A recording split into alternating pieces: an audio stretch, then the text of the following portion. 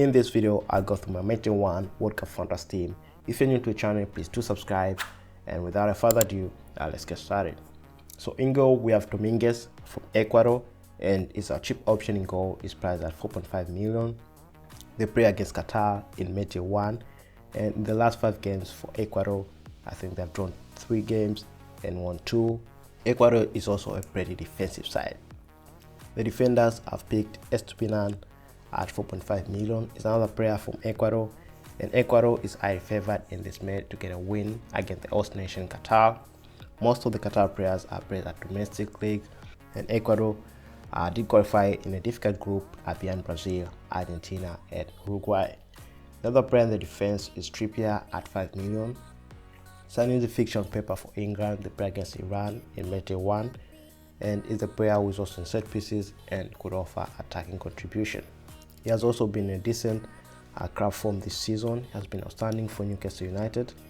And for the England side, I think they tend to be more solid in the defense, and I think they could keep a clean sheet in Matchday 1 against Iran. Another player is Joachim at 4.5 million. He's an offensive player, and his play is more of a wing-back role for his nation side, Denmark, and they faces Tunisia in Matchday 1 in the World Cup. Denmark is regarded by many as one of the dark horses of the tournament. They have been solid and they had an outstanding performance in the Euro 2020. In the last 3 games for Denmark, Joachim has provided 2 assists. The other player is Acuna at 4.5 million from Argentina, and they face Saudi Arabia in Matchday 1. So he's a little bit of an injury prone, and he missed a couple of last games for his national team. But in the last friendly which they played this week, he had an assist. So I think he could start in Matchday 1. So for me, it's an important to own at least a defender from Argentina in Matchday 1. And Otamendi or Emi Martinez in goal are also good option. So in the midfield, I've gone for Paqueta at 7 million. I know Brazil have a tough fixture against Serbia in Matchday 1, but Paqueta is a player I enjoy to watch, and I think it will give me those points of tackling and the keeper assist point, those extra points. If he gets lucky, probably get an assist or goal. He's also playing in that attacking midfielder role for the Brazil national team. Another player in the midfield is Olsen at 6 million. It's currently selected by 7.5 managers, and he plays for Denmark in the right midfield. In the World Cup qualification, last 10 games, he had 5 goals and 3 assists. So he's an important player in that Denmark side, and he also offers those attacking contributions. So in the last 3 games he played for Denmark, he had 3 goals, and at 6 million, I think the bargain in that midfield.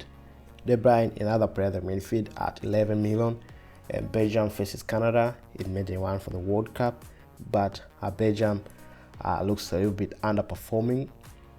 They lost against Egypt this week in the friendlies, but he has been a playmaker for both club and country, and he has been in a good form for his club Manchester City this season, and I think that form will proceed in the national side. So 1 goal and 1 assist in his last 3 games for the national team. So he'll also be offering those extra points for his key passes in game.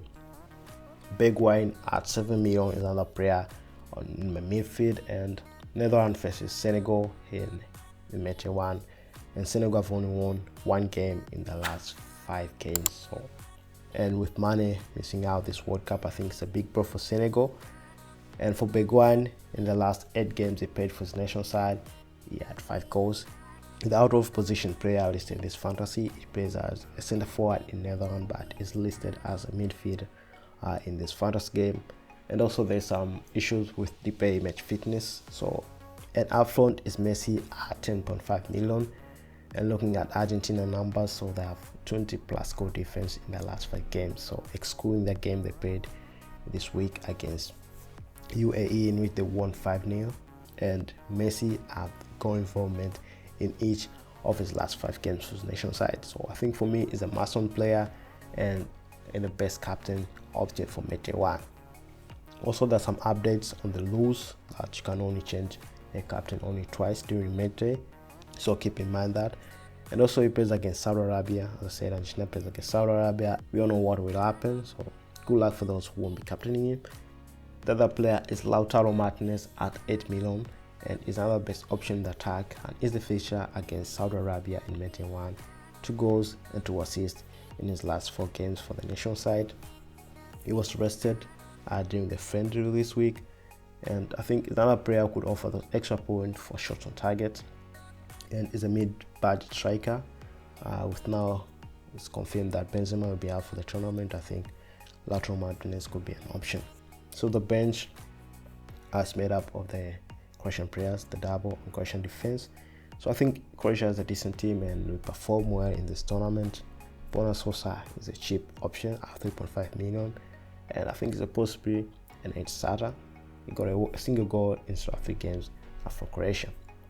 And also Croatia have, I can say, a good fixture in Matchday 1 against Morocco. I think they win that. Another player on the bench is Sane at 9 million, and Germany faces Japan in Matchday 1.